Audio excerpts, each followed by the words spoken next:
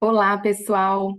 Eu sou a professora Raquel Betty Pimenta, sou procuradora do trabalho aqui no Ministério Público do Trabalho, onde eu atuo no grupo de trabalho Povos Originários, Comunidades Periféricas e Tradicionais, do qual faz parte o projeto Aure Educa. E no Aure Educa, estamos fazendo um grande esforço para uma formação de carreiras jurídicas para integrantes de comunidades tradicionais, de povos originários, comunidades periféricas. E agora, essa aula, nós vamos falar sobre pontos do concurso nacional unificado. É uma aula de direito do trabalho, cujo conteúdo é exigido no bloco 4, no eixo temático número 5, conhecimentos específicos de direito do trabalho.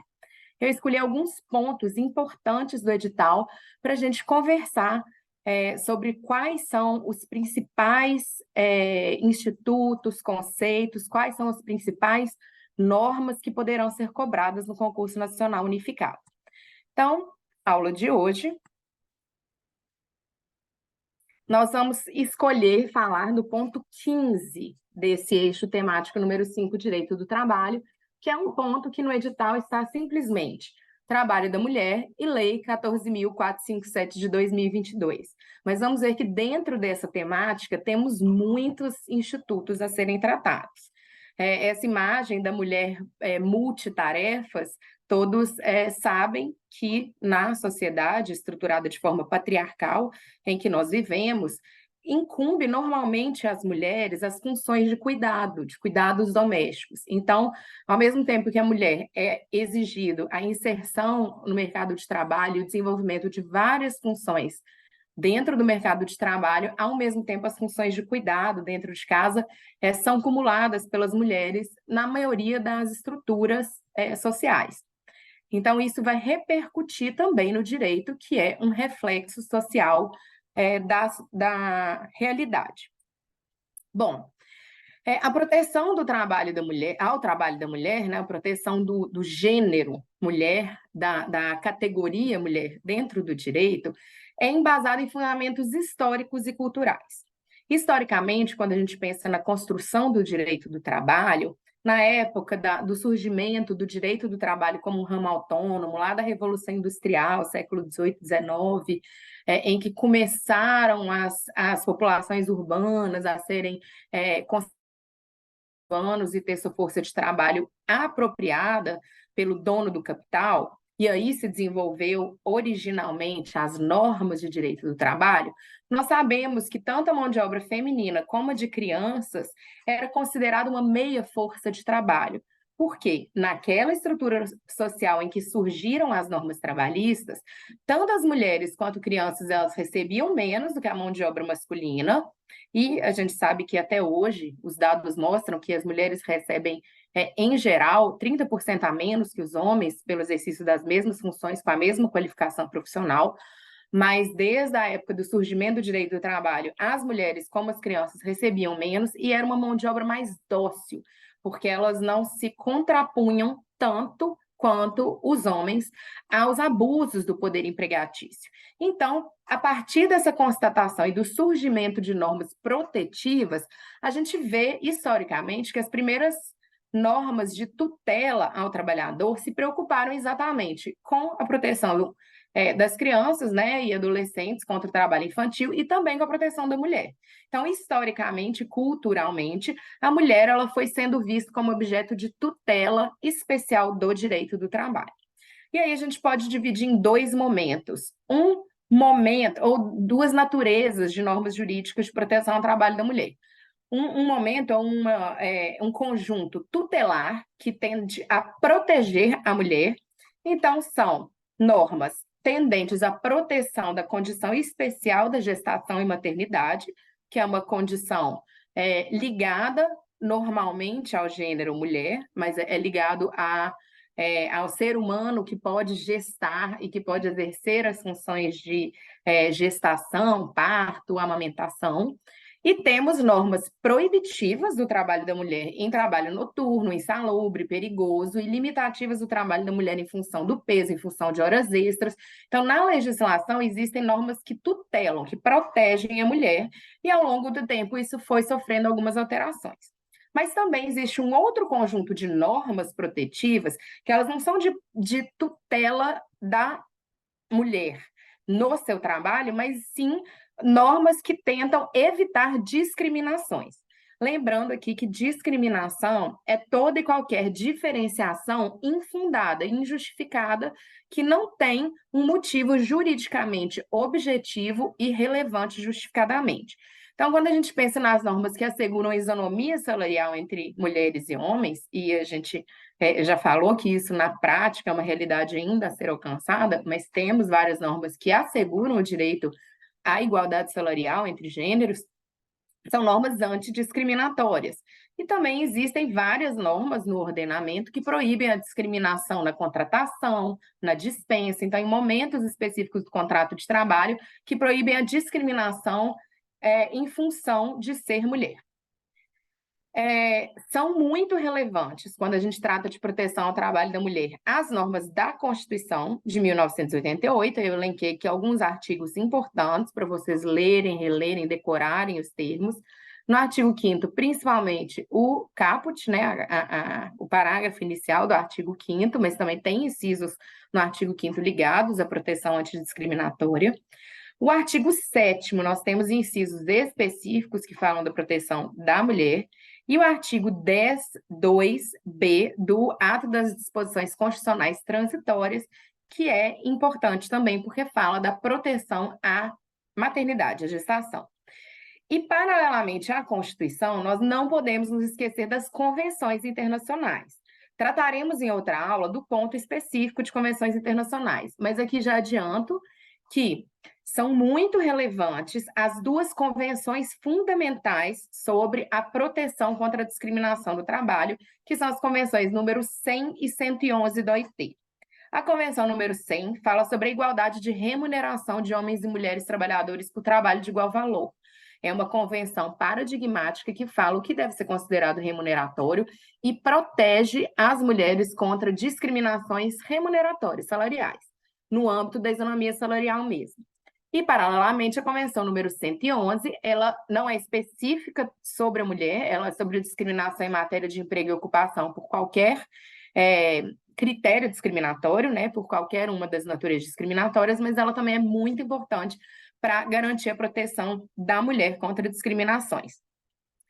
Ao lado das duas convenções fundamentais em matéria de discriminação no trabalho, temos também, como muito relevante e que está na onda da vez, a Convenção 190 sobre assédio no mundo do trabalho. Por quê?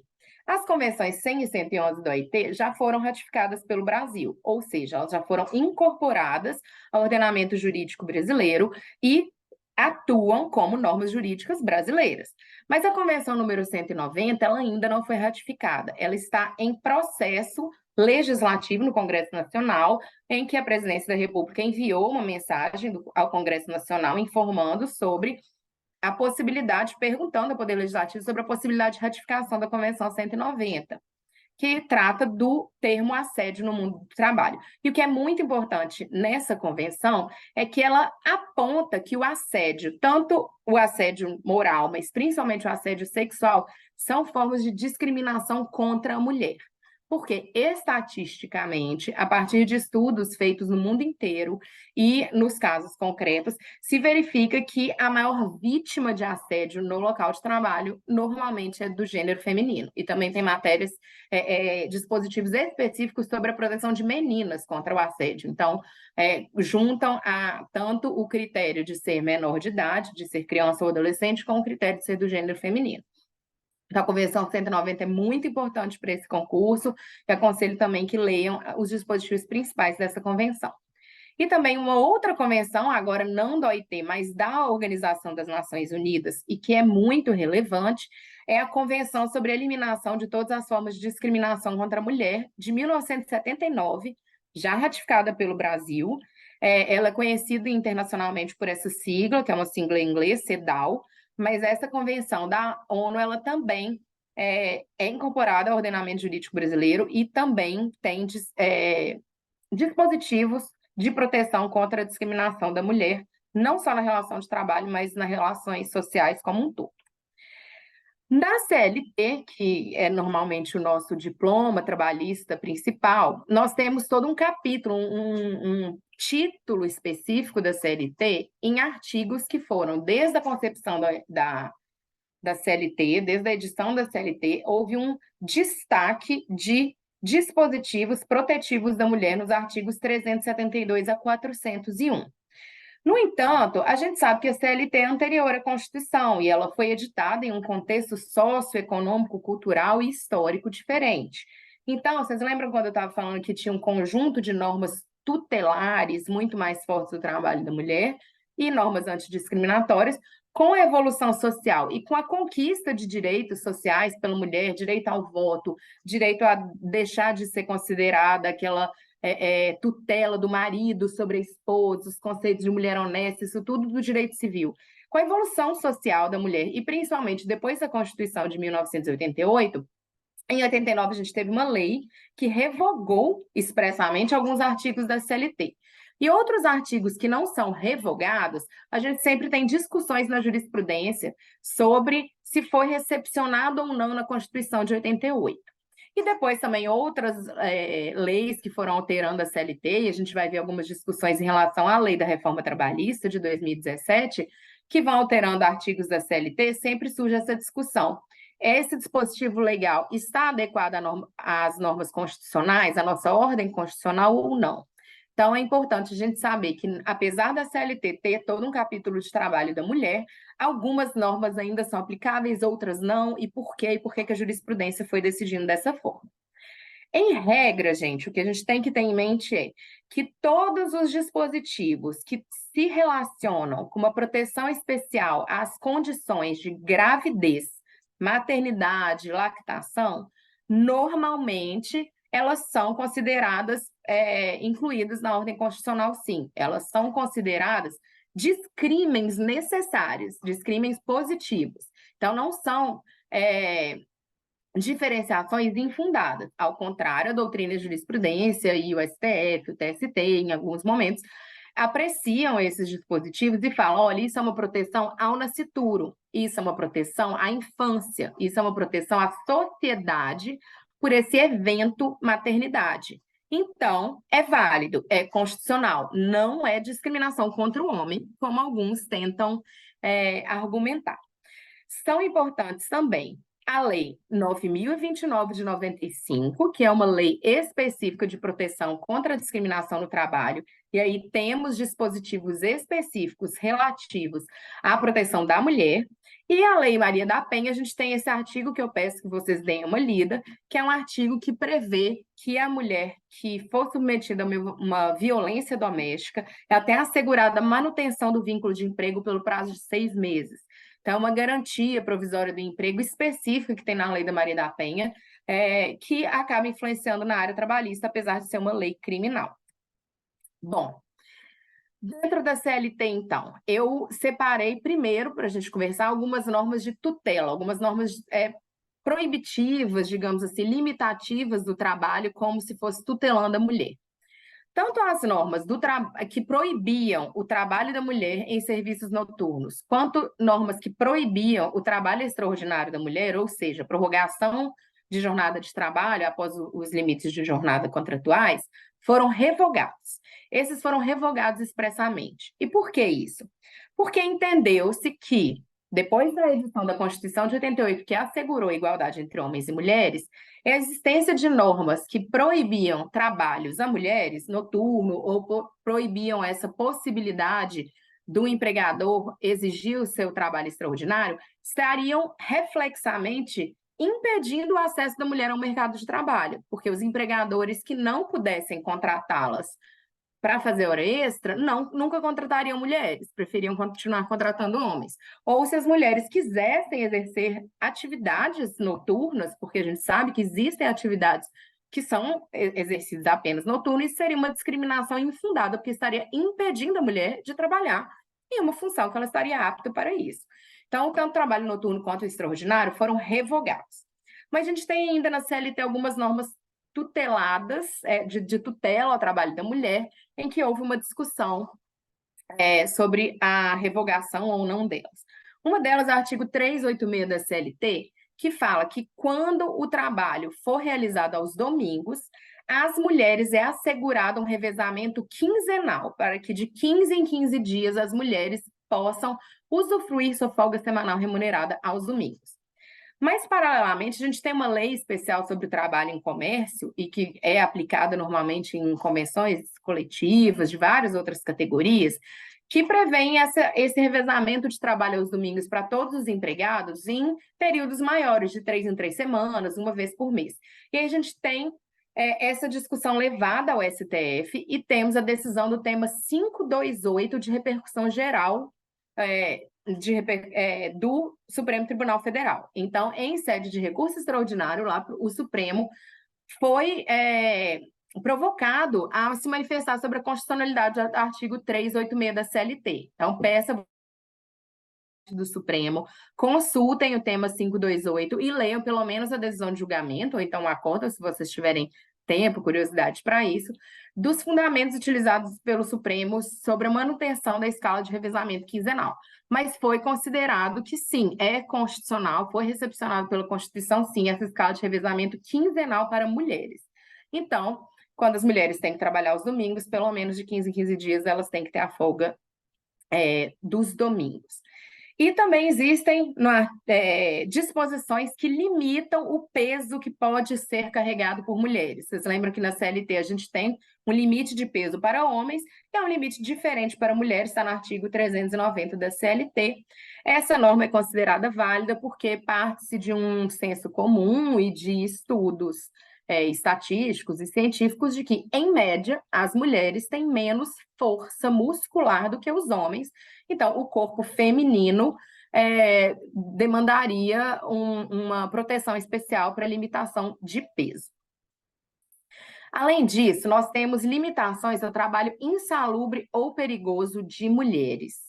E aí, o que acontece? Nós tínhamos um artigo 387 da CLT que foi revogado porque falaram proibição absoluta de trabalho insalubre ou perigoso para as mulheres é aquela mesma situação do trabalho noturno em que mulheres vão ser impedidas de exercer algumas funções. Imaginem, por exemplo, um trabalho em hospital, com certeza tem insalubridade e as mulheres não podem exercê-lo, então não havia razoabilidade, foi revogado. Mas a questão do trabalho insalubre, principalmente, em situação de gestação, se tornou uma polêmica. Em 2016, houve uma lei que incluiu um artigo na CLT, 394-A, proibindo absolutamente qualquer trabalho insalubre para gestantes e lactantes.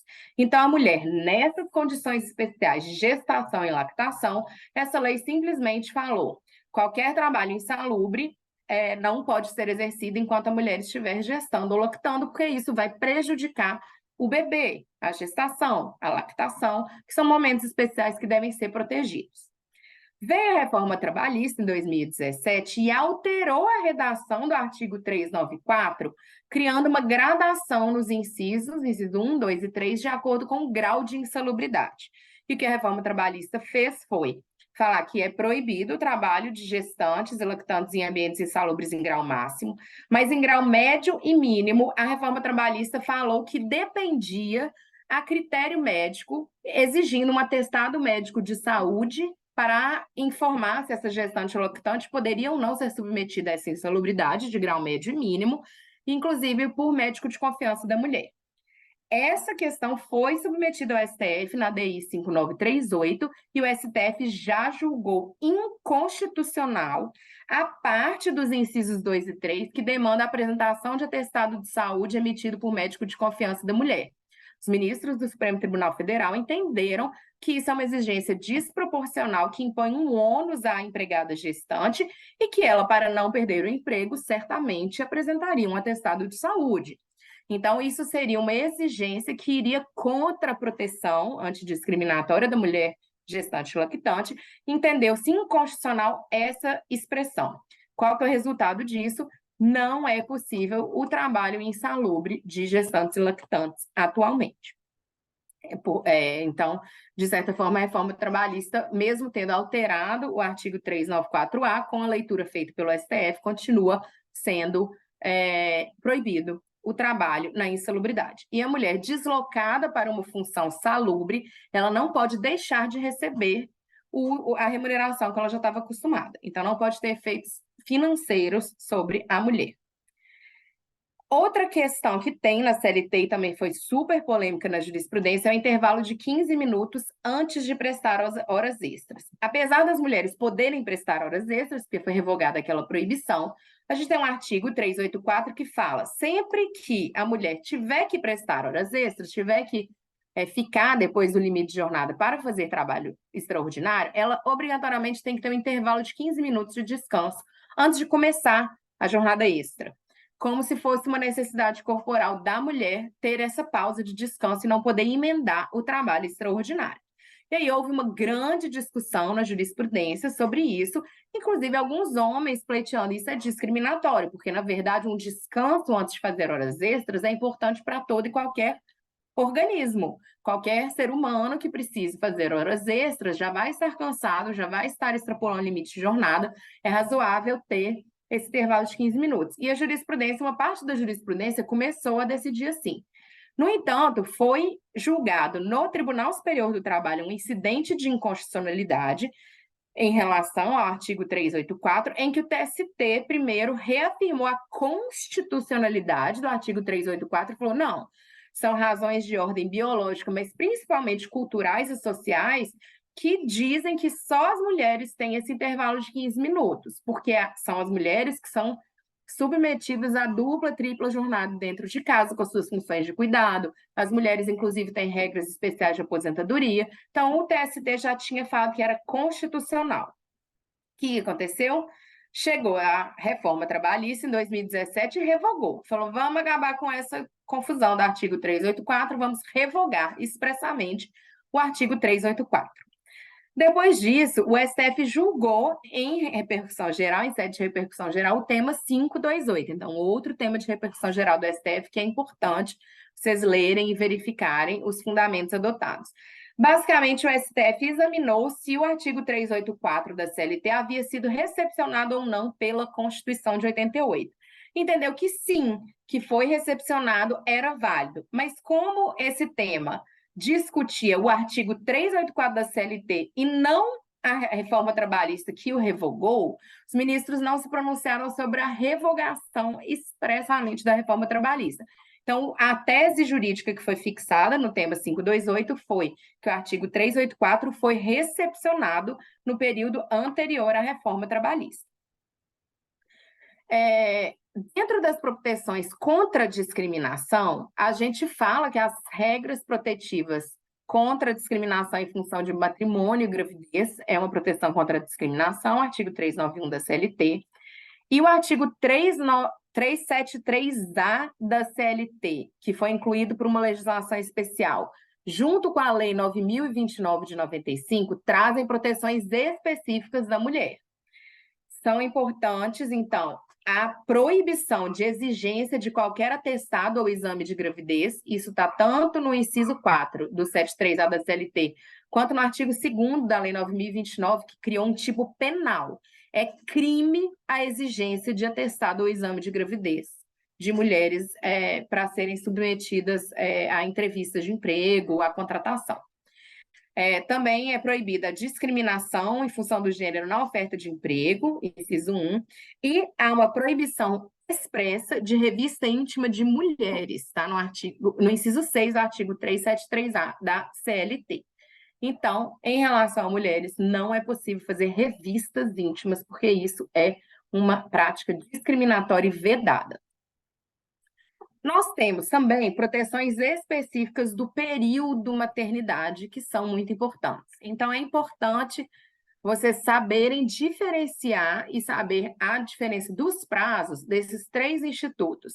O que é a licença maternidade, o que é o salário maternidade e o que é a estabilidade provisória da gestante. São três situações que acontecem no momento maternidade e parto, mas que são diferentes. A licença maternidade é o afastamento em função da maternidade. Então, está no artigo 392 da CLT e no artigo 7º da Constituição.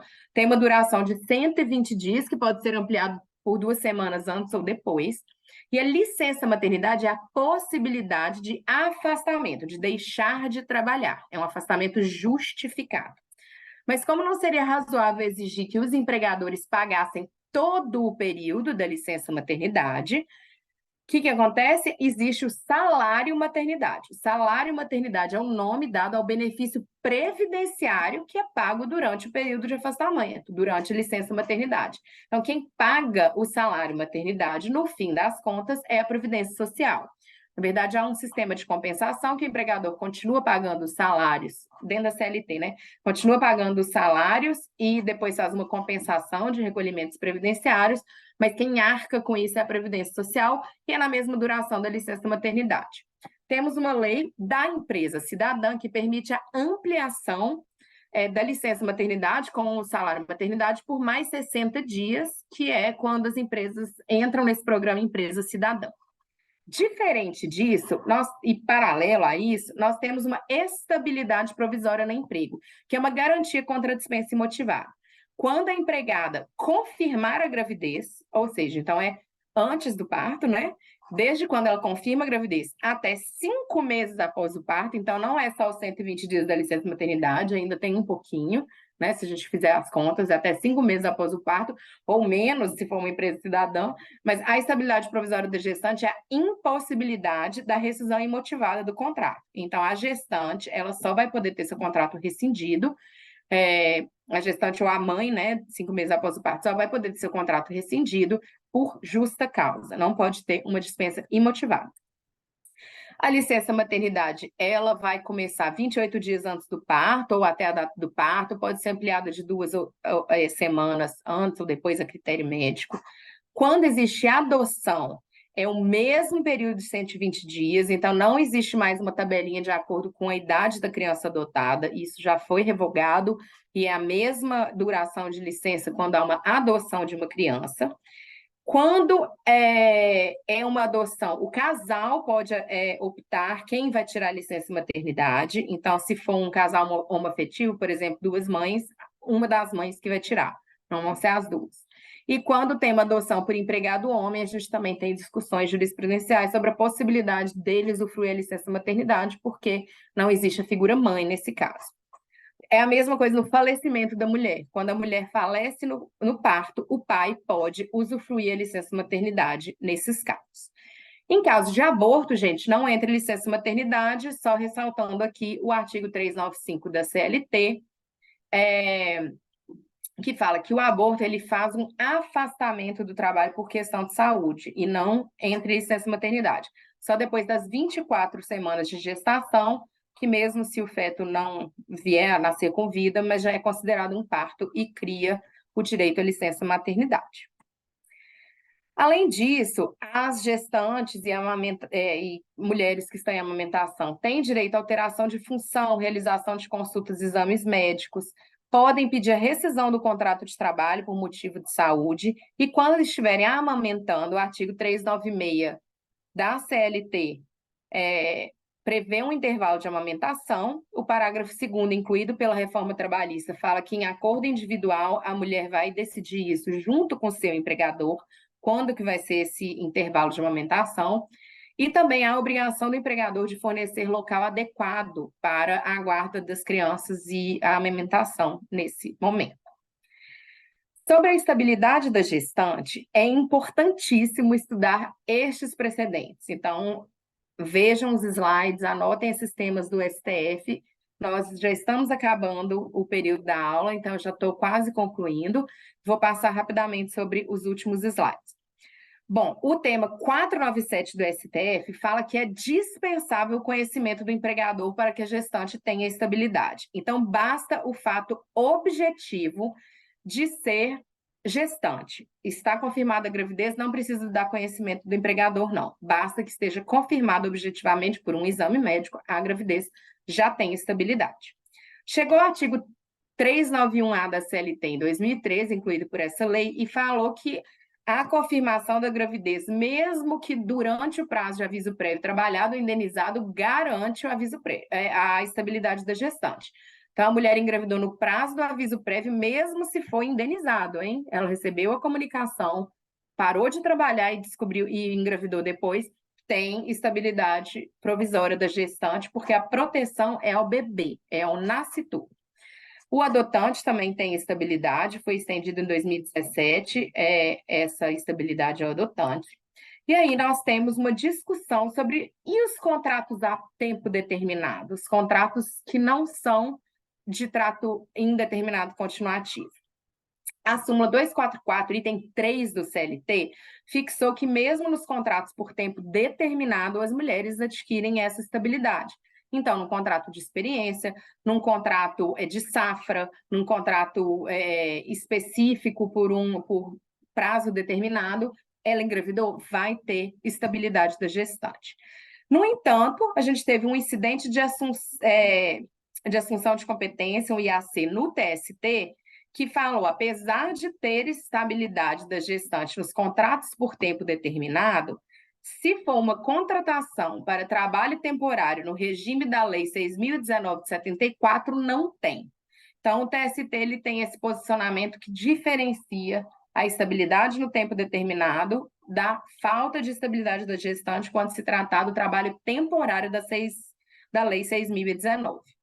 E aí, depois disso, a gente teve o julgamento de outro tema de repercussão geral pelo STF, o tema 542, que falou de empregadas da administração pública, mas assegurou a estabilidade gestante independentemente do regime jurídico aplicável, se contratual, administrativo, cargo em comissão, contratada por tempo determinado ou não. O STF falou as empregadas para a administração pública têm estabilidade da gestante, sim. Então, leiam esses dispositivos, esses julgamentos do STF e do TST para estarem afiados sobre estabilidade na gestante.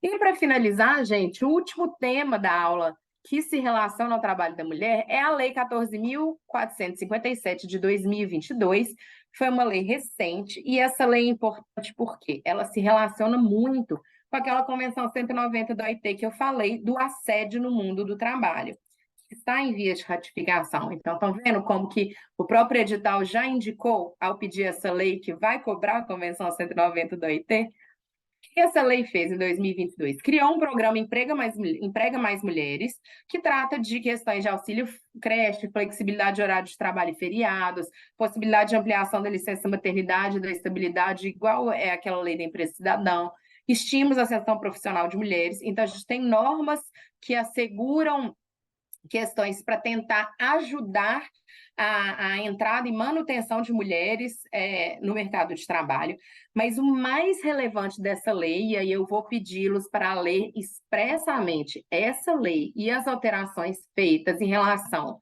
à CIPA, na CLT e na NR5, que é a norma regulamentadora 5 sobre a CIPA. Porque houve uma alteração da competência e das atribuições da CIPA, que é a Comissão Interna de Prevenção de Acidentes, para ampliar essa atribuição para também atuar em questões de prevenção e combate de qualquer forma de violência no trabalho, especialmente o assédio sexual. Então, agora, a gente até tem gente que chama a CIPA de CIPA mais A ou CIPA assédio, porque a CIPA, agora, ela tem atribuições não só relacionadas ao cumprimento de normas de saúde e segurança em sentido clássico, uso de EPI, campanhas de capacitação dos empregados, verificação das condições de trabalho no local de trabalho, mas também tem atribuições de fazer capacitações, tratar diretrizes, acompanhar as denúncias de assédio dentro da empresa, de assédio moral e sexual. Então, é muito importante, gente, ficar atento às alterações feitas na CIPA, porque isso tem tudo para ser cobrado no concurso nacional unificado. Ficamos por aqui, então, e obrigada. Até a próxima aula.